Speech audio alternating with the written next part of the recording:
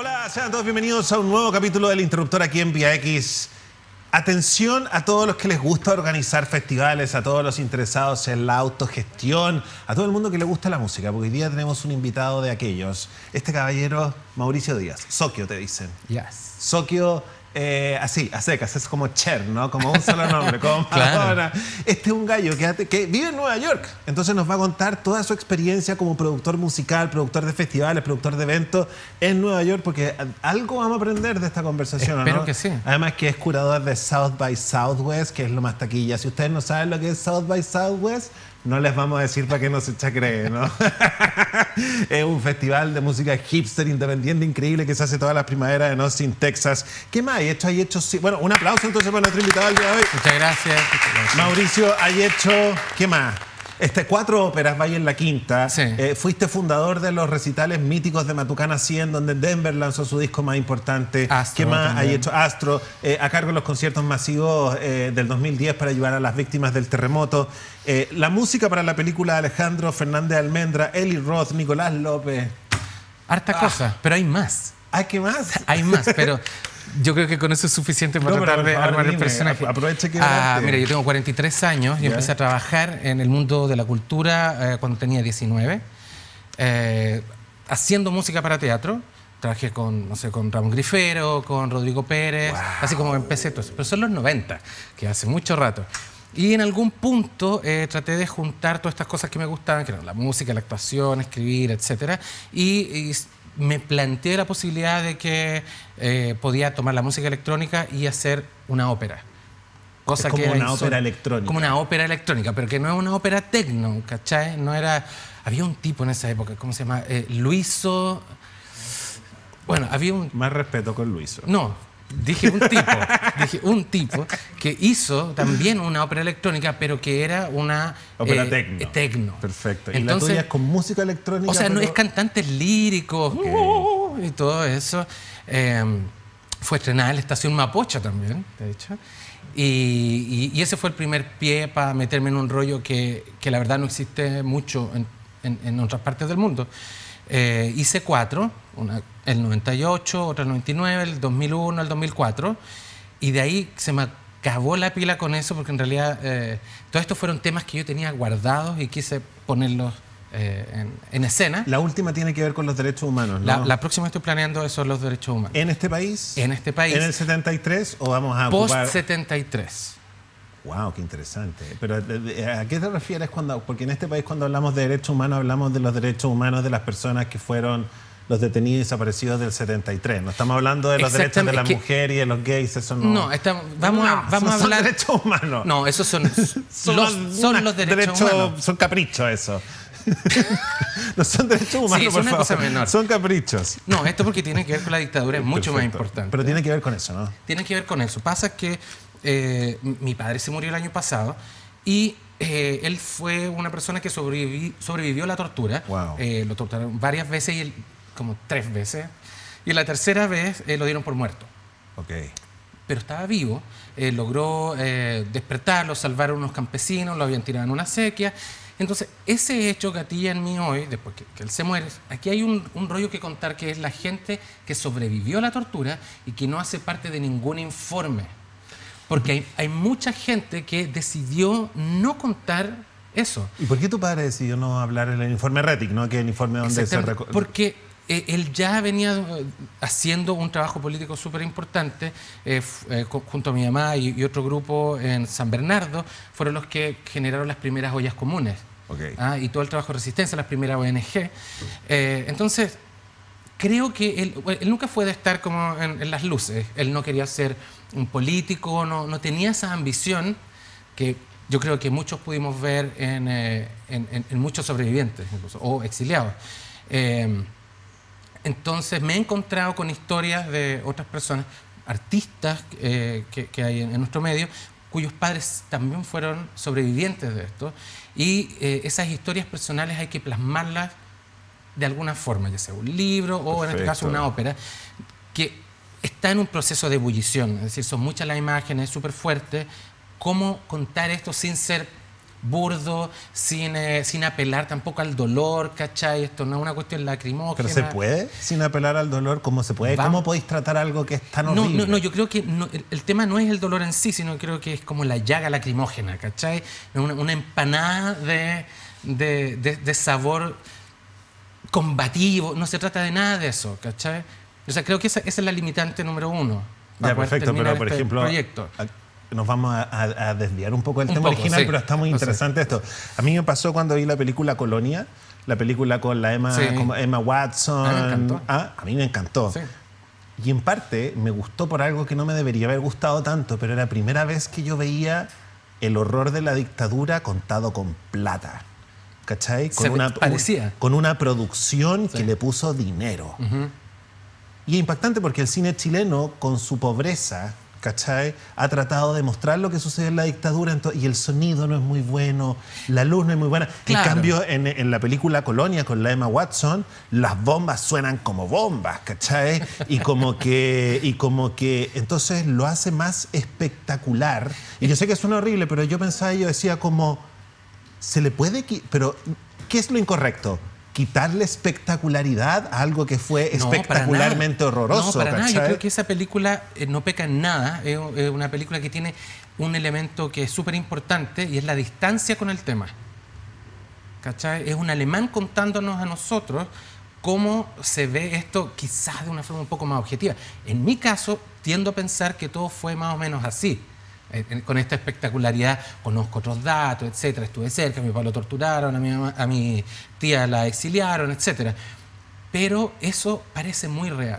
En cambio, cuando uno recuerda todas estas películas noventeras chilenas, aparte de todos los problemas técnicos que todo el mundo trata de disculpar cada vez, está la pobreza del guión y también están como muy adentro, como masturbándose en una cosa que no aporta a la historia, son muy crípticas. ¿Y cómo tú querís, cómo tú en tu ópera, quinta ópera, sobre el tema de la gente que sobrevivió a la tortura en el golpe de Estado, si finalmente es un tema sensacional en el sentido de que apela a las sensaciones, porque apela al terror, a las peores sensaciones, apela al terror, apela al miedo, apela a la discriminación. Entonces yo me imagino que debe ser muy difícil proponerse hacer una ópera sin rasgar en la herida cuando finalmente es pura herida. ¿Cachai lo que te estoy diciendo, no? Claro, lo que pasa es que yo no voy a poner un cartel que diga venceremos, punto uno. ¿Cachai? No voy a tomar el panfleto asociado a la guerrilla para contar esta historia. Yo creo que hay que hablar de cómo sufre una familia, porque ya está tocado muchas veces. Y por último, porque no es mi tema es hablar de cómo una familia queda con una llaga que no se supera. Es decir, la familia logra vivir, logra avanzar, tener un negocio, ¿cachai?, criar hijos. ¿Por qué no se supera? Porque somos chilenos y los problemas no se hablan. Okay. Entonces estas cosas quedan ahí, están latiendo y no molestan, pero sí están... ¿Y qué debería haber hablado tu papá, por ejemplo? ¿Perdón? ¿Qué debería haber hablado tu papá? Yo creo que él debería haber llorado. Yo creo que debería haber llorado enfrente de nosotros. Yo creo que él debería haber... ¿Tenía secuelas? Algo. ¿Tenía secuelas que tú notaras como sí, pero son emocionales más que nada. Las físicas pero las emocionales, pues, ¿cuáles son? ¿Cuál crees tú que eran? Yo recuerdo que mi papá era una persona a la cual yo podía tocar y luego que veo que llega este tipo lleno de vendas, no sé qué, ya nunca más. Nunca más pude jugar con él de la misma forma. Él nunca más estuvo desnudo en la casa. ¿Me cachai? Entonces, hay un daño en esta como poética corporal que se va a las pailas, ¿cachai? Perfecto. Y él, siendo un tipo inteligente, logra pasar todas estas cosas por delante y tiene una lucha, un tipo con muy buen humor. Pero cambia, marca. Y termina siendo violento todo, ¿no? Termina siendo violento para todo. Como hay pequeñas violencillas, ¿cachai? Que yo como... A veces he tratado de tocar el tambor, que una de las cosas por las cuales yo caigo mal es como por decirle a los izquierdistas, ¿por qué compran el mercurio? Claro. ¿Cachai? ¿Por qué compráis el mercurio si te llenáis la boca hablando del mercurio y como Yo me acuerdo que en la primera temporada del Interruptor, hace 10 años atrás, yo hacía un truco, ¿cachai? Les preguntaba, entonces me decían como, les decía, bueno, ¿y cómo la dictadura afectó tu disciplina? Me decían, no, se fue a las cobas, no pasó. Y decían como, bueno, ¿y los medios eran funcionales? Sí, eran funcionales. ¿Y tú crees que el Mercurio era funcional? Sí, súper funcional. Y después les decía, bueno, ¿y por qué entonces salía entrevistado en el Mercurio? ¿Cachai? Y como que hubiera encontrado una respuesta honesta, como loco, porque si no salía en el Mercurio no existí. ¿Cachai? Pero nunca la tuve, siempre eran como excusillas. Y me da la sensación de que si fuiste torturado y como que te pillaron en una sequía y te rescataron, ver a gente caminando con ese diario nomás es violento. Absolutamente. ¿Cachai? Y como ver a tus amigos como con la tarjeta del diario, como pagando vino. O sea, y creo que eso debe ser lo mínimo. O sea, es complicado. En mi caso me tocó estar en un colegio súper cuico, lleno de fachos. ¿Cuál? En el Sagrado Corazón de San Bernardo, que era brutal, brutal, brutal, guasos, fachos. Y tenía que dar todas estas concesiones. Y mi viejo también. En su pega, él arreglaba aviones. Entonces, se encontraba con el mundo militar en el cual él sabía exactamente quiénes eran los de izquierda, que estaban ahí, que estaban aproblemados, que tenían llagas incluso por su participación y trataban de ayudar, como corregir estas cosas que tuvieron que hacer obligados, que en su momento eran cabros jóvenes. Entonces, toda esta cosa existía en mi hogar, toda esta coyuntura, toda esta disputa sociológica, se lo pone de una forma, donde estamos conviviendo con el diario El Mercurio y tratando de hacer cosas que tienen que salir destacadas porque ambas partes ahora, lo van a ver o no. Creo que cuando yo ocupo ocupo este ejemplo específico del Mercurio, es porque aparecer en un diario habla de tu vanidad, ¿cachai? O habla de qué es lo que eliges leer cuando estás un domingo en tu patio. Creo que todo este tema se solucionaría si, por ejemplo, el diario hubiera hecho un mea culpa, ¿cachai? Pero ha sido un diario que nunca como que pone editoriales que no, que hay que contextualizar lo que sucedió. Pero que sabes que yo creo que no Entonces, es el diario ahí es cuando el que yo tiene digo que hacer un mea culpa. ¿ah? No es el diario el que tiene que hacer un mea No, culpa. yo creo que un diario puede hacer una mea culpa. Yo Sí, creo que un medio puede hacer una mea culpa, como decir, ¿sabéis qué? Nosotros en esta época hicimos algo que la verdad es inaceptable y nosotros consideramos que está mal y por eso queremos decirle a nuestros lectores que está mal y que nosotros no creemos esto ahora y que creemos que necesitamos respetar a esta gente porque le pasó pero como no. Es que porque yo creo que no es bien. O sea, ¿cachai? ellos sí, pero como el orto. Pero creo que el diario no necesita hacer mea culpa. O sea, debe, pero no es una obligación. Tú tocaste el tema de qué pasa con las personas que ocupan medios como esos para poder promocionar sus trabajos y luego dicen, sí, eran súper funcionales. Yo creo que ellos deberían reconocer realmente que pueden convivir súper tranquilamente con estos dos universos. Pero es que no, creo que no, pues no te cacho. De verdad no te entiendo. Porque yo, por ejemplo, ahora salgo en el Mercurio porque después de tantos años salgo en el Mercurio porque es como la hipocresía es tanta. ¿Cachai? Y el doble discurso y el doble estándar es tanto que ahora yo también lo voy a hacer. Pero por último te puedo decir eso. Exactamente, pero hay gente que no lo hace. A eso me refiero. Hay gente que podría reconocer tal hipocresía y no tratar de mantenerse como en este limbo donde, yo soy súper de izquierda, pero al mismo tiempo tienen o hay otra cosa. O hay otra cosa que yo también puedo permitir, ¿cachai? Porque finalmente a mí el que me da lata es el que se llena la boca, ¿cachai? Genera una identidad y se abre un espacio, ¿cachai? Pero también a lo mejor hay gente que dice, ¿sabes qué? Para mí el capitalismo es funcional, no sé, el sistema, como decís tú, el sistema me funciona. Me es cómodo. ¿Cachai? Me es cómodo y júzguenme por eso y no solo escribo ahí, leo ahí, me parece que está bien. Y está bien. Me parece lógico. Yo a lo que voy es como este izquierdista que es izquierdista cuando le conviene. ¿Cachai? Como para sentarse en la mesa con un... ¿Me entendía lo que voy? Bueno, eso. Ya, pasemos ahora al tema de la producción musical porque la verdad es que gente tan fascinante no me sirve para entrevistar porque me voy por otros lados, ¿cachai? Necesito gente mediocre. Necesito gente que sea buena en un solo tema. Enfoquémonos. ¿Cachai? ¿No? A ver, vamos con el tema de los festivales pues, y de la autogestión. A ver, ¿cómo crees tú que se ve la escena musical chilena en el exterior? Porque nosotros tuvimos acá una semana de cineasta y nos dimos cuenta que el cine chileno no solo gusta en el extranjero, sino que es calificado como es cool. Hay algo en el cine chileno cool, y cool de verdad. Hay algo hondero que funciona pasa con la música chilena tiene un nombre, tú has estado en South by Southwest, Sí. que es más taquilla que eso no se puede. La música chilena sí tiene un impacto importante en Iberoamérica.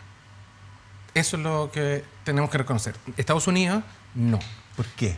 ¿Por si el qué? cine chileno funciona en Estados Porque Unidos. son temas distintos, tienen códigos diferentes. Eso es una cosa. ¿Cuáles? Que ¿Cuáles son los temas el cine distintos? chileno lo ve la gente que ve cine más intelectual. Ya. Es mucho más culto el cine chileno que una película hollywoodense, de alguna forma. Ya, perfecto, ¿Me ya, te cachai? entiendo. Es un cine más conectado con lo indie. Ya. En cambio, la música chilena, si bien tiene códigos internacionales, se lee solamente en un ámbito iberoamericano, donde podemos entender lo que es la influencia de la música italiana durante los 80.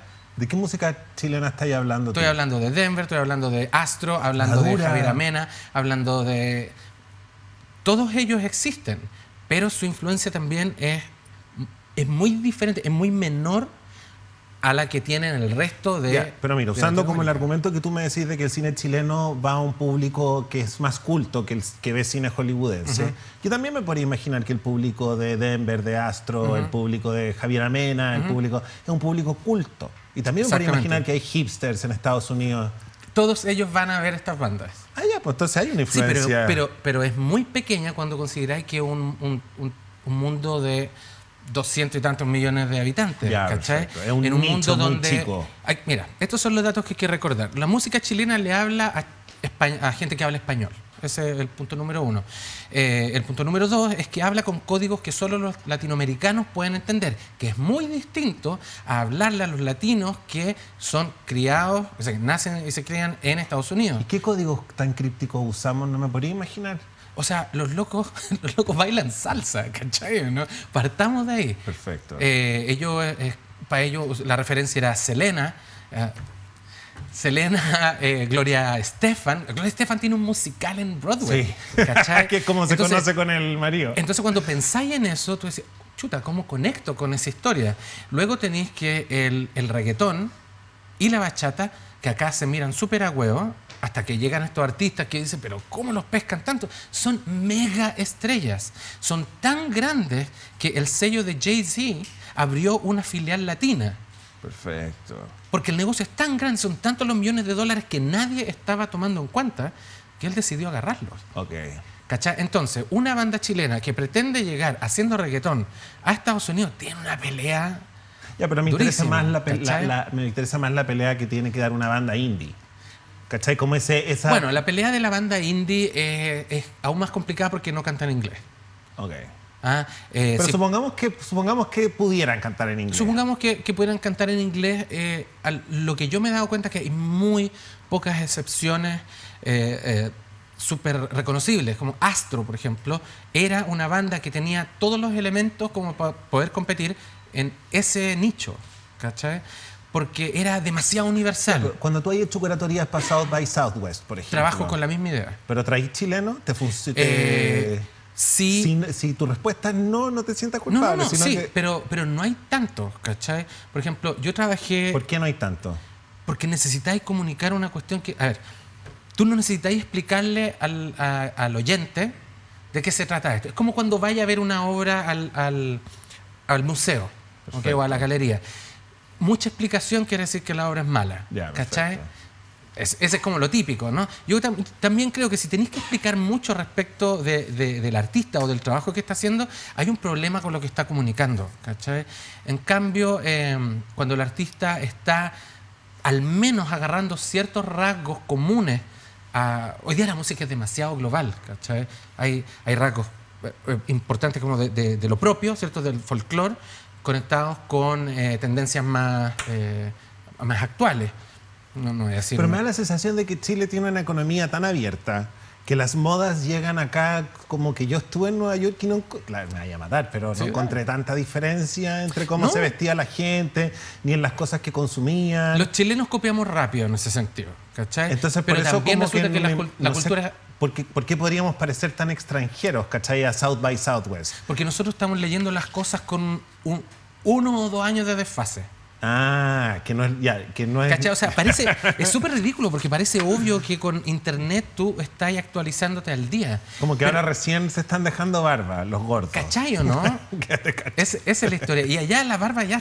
Onda, ya se afeitó ya. ¿Cachai? Se afeitó. Pero uno piensa que por tener internet está realmente al día, cosa que es falsa porque las tendencias vienen de mucho más atrás y uno las está leyendo.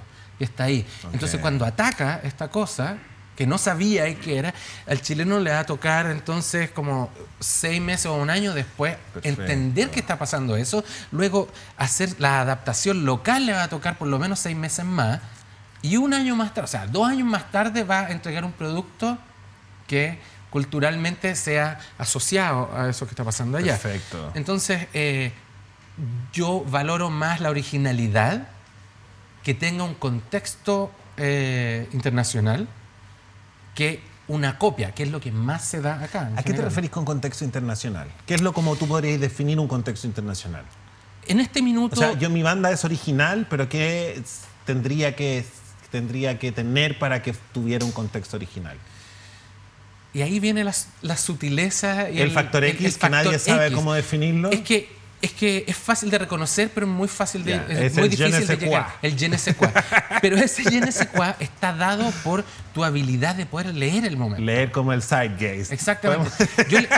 Lo que yo le recomiendo a todo el mundo, y que también suena súper cliché, que tenga talento. Ten talento, pero también haz el esfuerzo de tratar de irte un rato, porque es muy distinto. Si querés triunfar afuera, te tenés que ir un rato. Te tenés que ir. Los que se van a México descubren un mundo infinito. O sea, piensan que lo entienden, pero cuando llegan allá y cachan que el público es diferente, que las posibilidades de trabajar son diferentes y que la música que estoy haciendo no tiene nada que ver con lo que debería estar haciendo, empiezan a pasar cosas, ¿cachai? Mientras que hay en este otro nicho, tiene que ser muy raro. Una cosa como el sueño de la casa propia. Perfecto. Es tan raro que podéis plantarlo en cualquier lado. Y Anita, ¿y por qué crees que Anita Tijoux triunfa ya? 1, Anita Tijoux es buena. 2, Anita Tijoux tiene unos productores que son increíbles. Esos productores increíbles, todos viajan. Todos trabajan en otros lados. Yeah. Todos tienen como han ido agarrando cosas de todos lados. Entonces, ese espíritu es muy difícil agarrarlo si tú vivís en Puerto Montt nomás, ¿cachai? Ya, perfecto. Qué duro, pero pero bien, no hay que decir la verdad, que el otro día estuvo acá un empresario que me decía que él no contrataba a gente que no estaba casada porque me decía que duro, pues loco, pero es que es duro, súper duro. Y me dijo, ¿sabéis por qué? Porque ya me aburrí de contratar a un gallo soltero que a los 3 meses me dice me voy a África. ¿Cachai? Sí, pero es verdad, sí, no si tú tenés como o los millennials no están entendiendo lo que es tener una pega, por loco. Bueno, que eso es lo que está pasando en todos lados. Si tú vayas a tener tu empresa y sacarte la cresta entre como que si hay un gallo que te dice, oye, contrátame, pero en 2 meses más me voy. Pero ¿cachai? Que esos son los vicios de este cómodo libre mercado, en el cual te quieren convertir en un emprendedor y tener estas ganas de conocer y salir para adelante, pero también te quieren amarrar porque en el fondo quieren, no sé... Pero el libre mercado también te enseña que las cosas tienen un costo, ¿no? Y ese es el costo, vaya a perder tu pega, no tenéis viaje a África en 2 años. Oye, y la última pregunta. Hablemos entonces de acá. Ajá. ¿Cómo veis tú la escena de los sellos discográficos? Porque los sellos discográficos cumplen un rol importante en la música. Hace mucho tiempo habían muchos sellos discográficos acá. ¿Qué crees que está pasando con ellos? ¿Qué crees que va a suceder? Todos los sellos discográficos, excepto estos estertores de filiales que todavía quedan de las majors, como Quema Su Cabeza, Piloto, son sellos que tienen una muy buena curatoría. Eso es lo principal. En el caso de Quema Su Cabeza, ellos tienen demasiados años encima como para estar equivocados en este punto y han tenido la suerte de poder trabajar con artistas que realmente querían tener una carrera, cosa que es la más importante. Luego de eso tenéis sellos súper importantes como Pueblo Nuevo, que siguen trabajando con música electrónica, pero son net labels, es decir, ellos no tienen una aspiración económica detrás de esto y de empuje, desarrollo del artista, a diferencia de Quema Su Cabeza, de nuevo, que es el más grande. En general, me gustaría ver mucho más empuje de parte de todos los sellos nuevos en tratar de construir una economía alrededor de eso, que entiendo es muy difícil porque nadie compra. Somos muy pocos como chilenos para estar tratando de convencer a todo el mundo de comprar un disco, un cassette o un vinilo.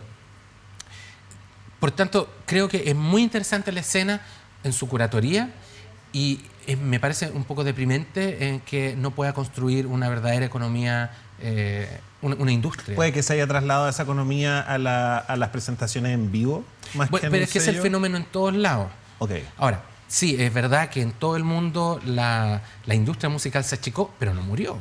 Es decir, cada uno ha ido logrando encontrar una forma de sostener el negocio. Sí. Y hay sellos super hipsters como Capture Tracks, que es el sello de Mac DeMarco, que acá es un tipo que todo el mundo lo ama. Y tú tendías a pensar con la distancia de que Capture Tracks deben ser como 30 tipos trabajando detrás, empujando. Y es un tipo que tiene una tienda de discos chiquitita, que quería editar a unos amigos, editó a este otro y le fue bien. Eso es todo, eso es todo. Y logró construir con eso un pequeño imperio hipster donde él está haciendo llamadas de teléfonos, contrata a una persona que le hace relaciones públicas, etcétera, y ha ido armando un negocio que va un poco más para arriba, pero sigue siendo una operación de 1 o 2 personas. Excelente, ¿cachai? Excelente. Mauricio, muchas gracias por venir. Gracias. Sé que te vas como en 2 días más a Nueva York, vuelves. Sí. Bueno, cuando vengas de nuevo, por favor, pasa por acá para que podamos volver a conversar. Vamos con la segunda parte. Por la segunda parte y necesitamos gente que viaje afuera para hacer como Anita Tijoux. Muchas gracias. Y cuenta este programa como uno propio tuyo, ¿ok? Gracias. Nosotros vamos a hacer una pausa comercial y vamos a debutar con nuestro primer noticiero de medios digitales, nada menos que con la perra original, Claudia Aldana. Con su ética vamos a estar hablando de medios, así que va a estar muy interesante. No se despeguen y pueden comentar mientras el programa con el hashtag El Interruptor.